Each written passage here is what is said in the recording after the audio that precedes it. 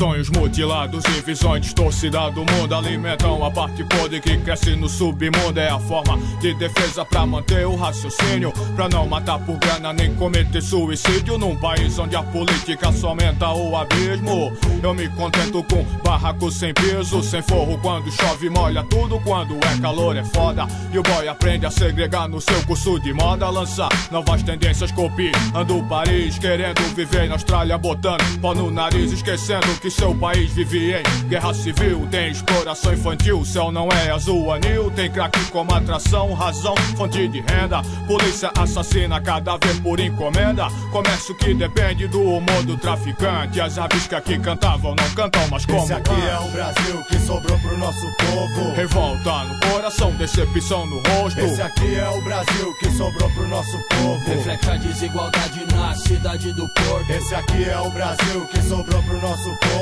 Revolta no coração, decepção no rosto. Esse aqui é o Brasil que sobrou pro nosso povo. Reflete a desigualdade na cidade do Porto. 80% da população vive de mágica, juntando migalha no mês, sonhando com uma cesta básica. Não chora, pega o resto e aproveita bem. O Brasil é o país do futuro, enquanto o presente não tem, onde a pobreza é santa e a humilhação não dói. O auge do sucesso é ser a capa da Playboy, aparecer no domingo cercado de prostituta, fazer parte do elenco do Gugu na sua disputa. Não dá pra entender o quanta gente engole de farsa, com tênis velho no pé, a roupa, comida de traça. Não que eu não agradeça o que Deus me deu, mas é coisa do homem essa história de rei plebeu, de acumular riqueza, disseminar a pobreza, fazendo, vivendo um conto de fada às avessas, onde o final não é feliz e o príncipe não tem cavalo, tem uma 380 e um celular clonado. Esse aqui é o Brasil que sobrou pro nosso povo. Revolta no coração, decepção no rosto. Esse aqui é o Brasil que sobrou pro nosso povo. Reflete a desigualdade na cidade do Porto. Esse aqui é o Brasil que sobrou pro nosso povo. Revolta no coração, decepção no rosto. Esse aqui é o Brasil que sobrou pro nosso povo. Reflete a desigualdade na cidade do Porto. Brasil, mostra tua cara e aceita a minha revolta. Tira do Roberto Justus o blindado e a escolta, pra ver se ele vai ser respeitado ou admirado.